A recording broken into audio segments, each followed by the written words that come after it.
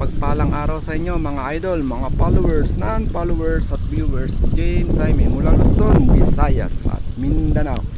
Yan mga idol, nandito muli ako sa aking mini palaisdaan para magpalit ng tubig. Yan. Every week kasi nagpapalit ako ng tubig na aking palaisdaan para hindi sila umamoy. Yan, lalo na yung tubig. Yan. Pero ganun pa man, meron ako nilalagay ditong pantanggal ng lansa para hindi sa maamoy.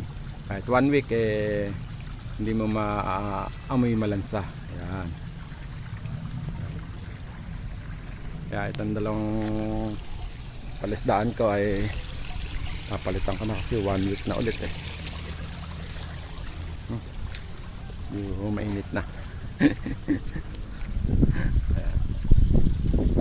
Kasi ito hindi na ako makaraan ngayon dito sa bukid may tubig na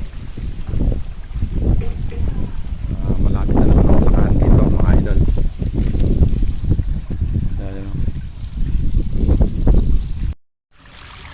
Ayan na, malakas ang labas ng tubig. Diretso na dyan sa bukirin.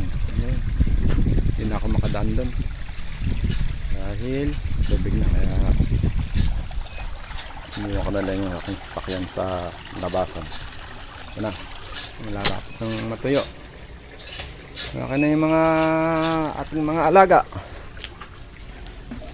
mga alagang African. Ang bilis lumaki natin dito.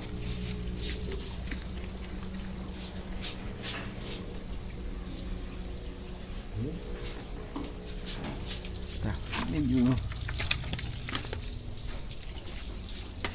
yapya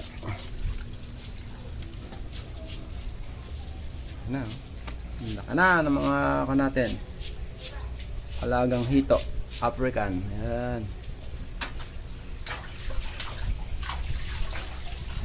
December 7, 2 months na sila. Tignan natin kung makakapag-harvest na tayo. Sasample tayo ng ilan-ilan kung pwede na. Yan sila.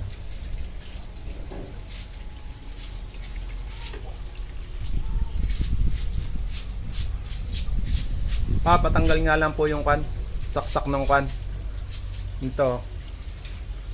Mapasok po yung tubig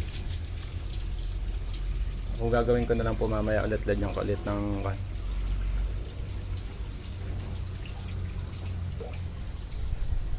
Ayan mga idol, maya lang magpapalit na ulit kami ng panibagong tubig nila habang sinisimot pa itong mga tubig na natitira.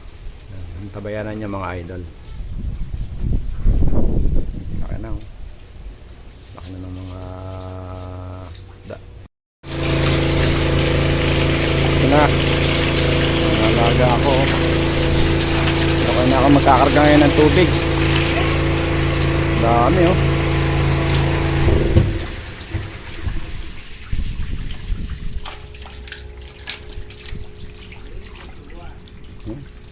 Akan ng mga hito. Ayan.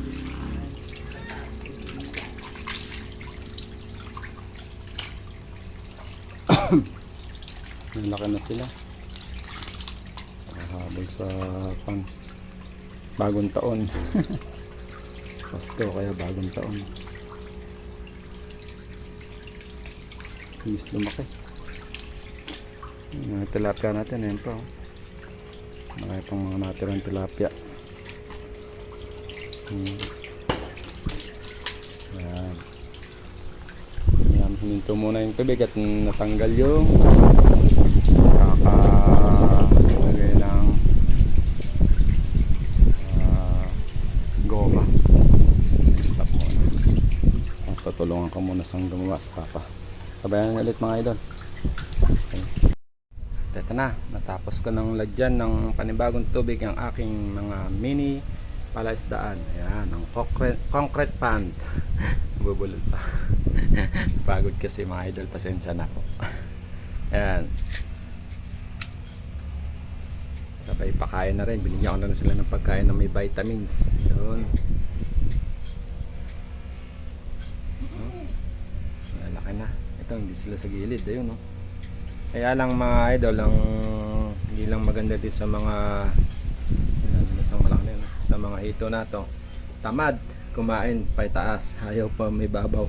Kasi pag malamig ang panahon mga idol, yan, andyan lang sila sa ilalim, tinatamad silang kumain sa itaas, kaya hintayin na lang nilang lumubog yun, tsaka nila kakainin ng mga pagkain kong binigay.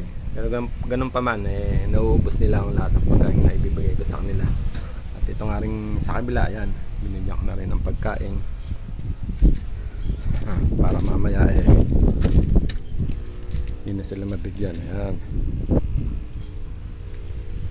itong mapapansin nyo, itong isang palistaan ko na ito nakabilag kasi bago nilipat na sa kabila yung mga pipili natin, kailangan mainit ang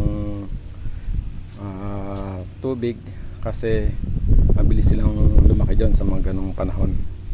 Napansin ninyo, may mga nakalutang pang mga pagkain kasi nga mga ugali ng mga hito na to ay tinatamad silang umakyat sa ibabaw ng tubig para kumain.